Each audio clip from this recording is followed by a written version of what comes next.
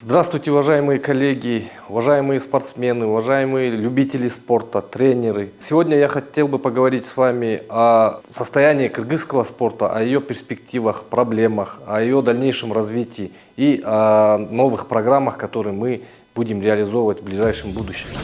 Все мы знаем, что на сегодняшний день кыргызский спорт развивается и занимает ведущие места в мировых рейтингах, особенно по спортивной борьбе, тяжелой атлетике, дзюдо, женской борьбе. Хотелось бы выразить свое мнение, почему и на основании чего мы достигаем таких высот.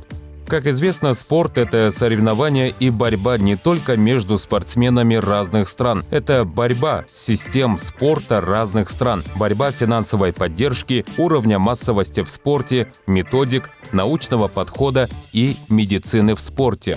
Из всего выше приведенного кыргызский спорт в основном на мировой арене выигрывает благодаря спортсменам и тренерам. Их патриотизм, талант, трудолюбие являются локомотивом всего спорта в Кыргызской республике. В эпоху СССР спорт выигрывал еще и благодаря мощной системе в спорте, благодаря новым научным методикам, всеобщей любви и признательности, мощным спортивным комплексам в каждом городе и другие. Сейчас же в Кыргызской республике, можно сказать, система спорта как таковая еще на начальных стадиях развития. Практически отсутствует взаимосвязь с наукой, отсутствует медицина и новые методики, нет современных зданий и сооружений, да и финансирование не на таком уровне, как у других спортивных держав и так далее. Из всего сказанного, что же является самым? Безусловно, субъективный фактор тренеров и спортсменов является самым главным, но без поддержки других факторов достижения в спорте будут волнообразными. Хочу привести пример наших достижений в истории. Триумфом Кыргызстана была Олимпиада в 1980 году в городе Москва. После же был долгий застой до 2008 года Олимпийских игр в Пекине, где мы за годы независимости завоевали первые медали, и самым успешным стал последний 2022 год в Токио. Как вы сами видите, отрыв между ними огромный. О чем же это говорит? Это говорит о том, что наши достижения за годы независимости завоеваны благодаря талантам и упорству тренеров и спортсменов. То есть все достижения на сегодняшний день делаются благодаря самородкам, которых единицы. Чем же мотивируются наши спортсмены и тренеры, что для них является тем стимулом, который толкает их несмотря ни на что и становятся чемпионами? Как вы знаете, мотивация бывает внутренняя и внешняя. Внутренняя – патриотизм, упорство, желание доказать себе, желание стать известным, то есть мотивация, которую человек носит в себе независимо от внешнего окружения. Эта мотивация является самым эффективным и долгосрочным. Внешняя же мотивация, такие как поощрение, премии, стипендии, зарплата, материальные вещи и так далее, являются не столь эффективными, так как при повторении внешних поощрений у человека постепенно пропадает мотивация и результаты, и чтобы ее возобновить, необходимо повысить их, в результате чего с каждым разом спортсмены и тренеры будут хотеть еще большего, и если такого не будет, то просто перестают давать такие результаты. Поэтому, если мы хотим развивать спорт и здоровую нацию, то должны делать акцент на внутреннюю мотивацию, на создание хорошей, самоорганизующейся системы в спорте, в котором будут использоваться эффективные решения, несущие за собой мультипликативные эффекты. Система физической культуры и спорта Кыргызской республики является наследием системы Советского Союза и унаследовала централизованное управление и финансирование из государственного бюджета. После развала Советского Союза финансирования как таковой не стало, и Кыргызская республика вынуждена была пересмотреть политику в сфере физической культуры и спорта, и в связи с отсутствием опыта политика в этой сфере была направлена только на сокращение имеющихся школ и секций. В итоге имеющиеся незначительные средства пытались распределить между спортивными школами, и ввиду нехватки средств школы и секции упразднялись. Нынешняя ситуация тоже не отличается от тех лет, и госагентство пытается распределить средства между школами и государственными учреждениями в сфере спорта. Особых нововведений по поиску и переходу на уровень самофинансирования спортивных федераций и школ тоже не наблюдалось. Спортивные федерации созданы в основном для получения финансовых средств из государственного бюджета на развитие того или иного вида спорта. На сегодняшний день в Кыргызской республике действует около 71 детско-юношеских спортивных школ по всей республике и культивируется более 70 видов спорта. Экономика Кыргызстана на стадии развития и дотации со стороны государства ограничены, в связи с чем на протяжении многих лет в спорте высших достижений отсутствует преемственность и четкая система, конвейер спортсменов. Четкой системы и иерархии как в управлении, так и при проведении спортивных соревнований нет. В основном спорт высших достижений держится на энтузиазме тренеров и отдельно взятых спортсменов-самородков.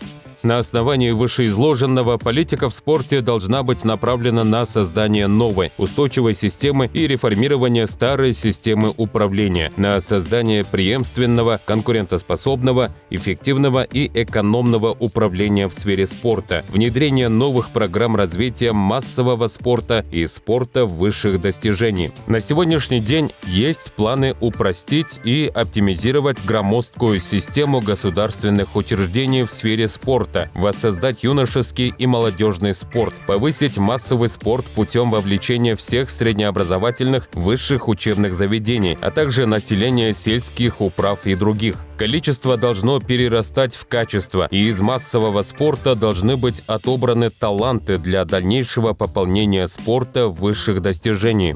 На сегодняшний день системы управления в спорте порой дублируют и повторяют друг друга. Многие учреждения просто выступают как посредническое звено и выполняют функции проведения тендера и организации мероприятий. Так мы предлагаем оптимизацию государственных учреждений в следующем виде. На республиканском уровне, кроме уполномоченного государственного органа ГАМВКС, действует ряд других учреждений. При этом они занимаются организацией массовых мероприятий и расходованием бюджетных средств, хотя на них возложены и другие задачи, кроме организации и проведения мероприятий, подготовки сборных команд и так далее. Отсутствовал средний резервный уровень возрастных категорий по видам спорта Ю-15, Ю-17, Ю-20, которые вообще не финансировались государством и не могли принимать участие на международных соревнованиях. Отсутствует взаимосвязь массового спорта и спорта высших достижений. Отсутствуют программы для развития массового спорта и дальнейший рост, выявление и развитие талантливых спортсменов.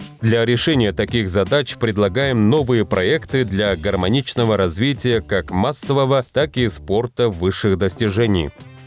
Как видно на картинке, талантливые дети и спортсмены должны выявляться и отбираться из массового спорта с последующим зачислением их в детско-юношеские спортивные школы и участие на соревнованиях более профессионального уровня. Если ранее на спартакиадах среди школьников участвовали около 100 команд на базе детско-юношеских спортивных школ, то с реализацией нового проекта количество команд увеличилось до 2500 школьных команд на базе среднеобразовательных школ. Отобранные одаренные дети с этих команд должны были быть зачислены в районные детско-юношеские спортивные команды и уже на более профессиональном уровне участвовать на соревнованиях спортивных школ «Я чемпион», в котором будут принимать участие 100 команд с последующим отбором их в спортивные клубы и сборные команды. Внедрение программы школьной лиги дало нам мультипликативный эффект и развитие софинансирования спорта с помощью спонсоров, местных бюджетов и поддержки родителей, так как государство не в состоянии содержать 2500 команд на сегодняшний день. Реализация школьной лиги обходится государственному бюджету всего на 8 миллионов сомов. На протяжении 33 лет были забыты некоторые зимние виды спорта и не проводились зимние комплексные соревнования. Нам удалось за короткий период разработать и реализовать проект на ежегодной основе по зимним видам спорта «Я чемпион» зимних видов, на реализацию которого ушло 3 миллиона сомов. Победители этих игр представляли Кыргызстан на международных играх «Дети Азии». В плане было внедрение таких программ, как студенческая лига между вузами, спартакиада сельских управ и национальная патриотическая игра «Мурас» по военной подготовке.